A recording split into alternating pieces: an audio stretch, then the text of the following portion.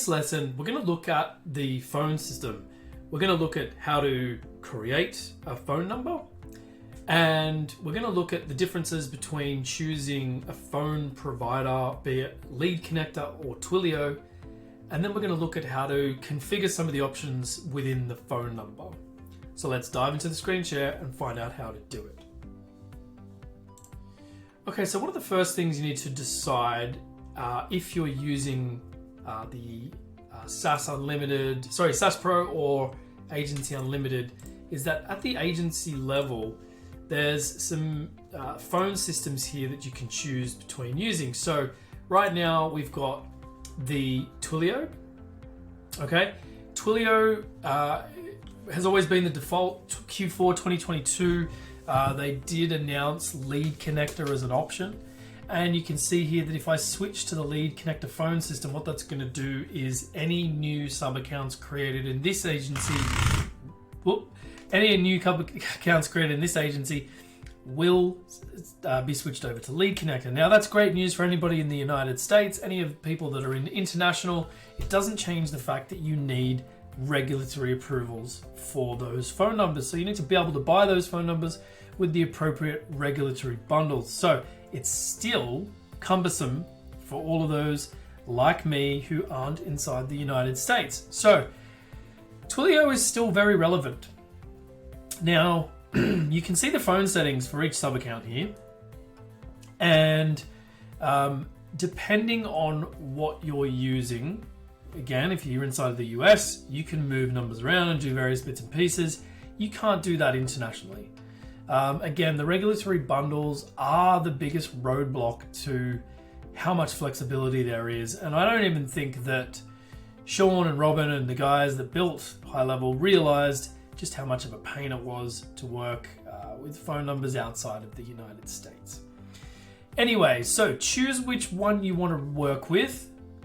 One will be a one-click start. The other will require some configuration if you're international. So we're going to stick with working with Twilio for now, and I'll have the section on working with Lead Connector and international accounts as separate lessons. So we've chosen which one we want to do.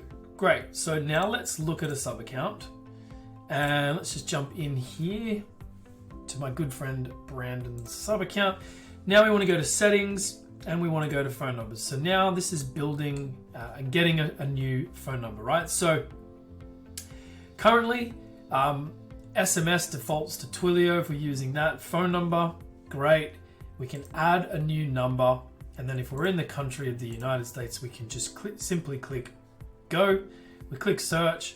It'll give us a bunch of numbers and we can buy one for $1.15 a month. And boom, off we go.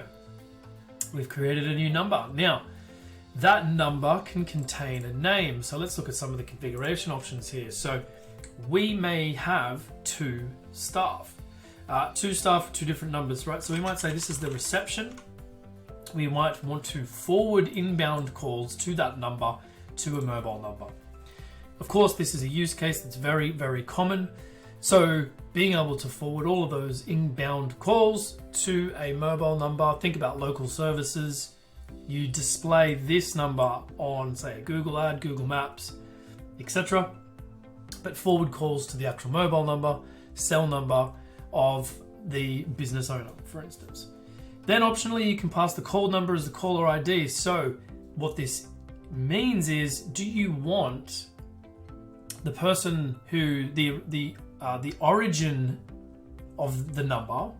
So if I was to call the number, would you like that number to show up on the incoming call screen on a cell phone, mobile phone?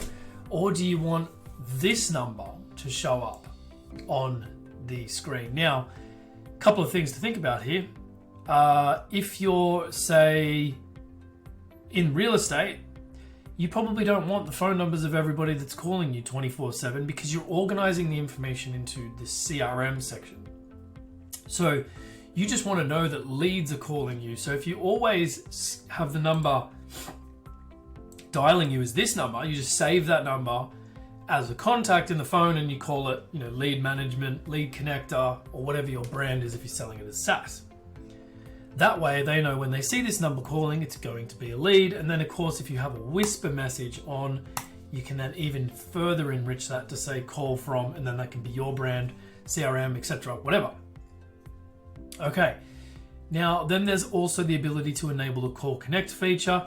And look, so what this does is it's going to prompt calls to be connected. So rather than you receiving a phone call and then picking it up and then that automatically being transferred to you, you're saying press 1 to accept the call. So that's call connect. Call recording, if you turn that on, it will record the calls, but you need to make sure that you're prompting people to know that there is a call. And then of course, both the inbound and the outbound call timeouts, you can put, 30 seconds or whatever you want in here.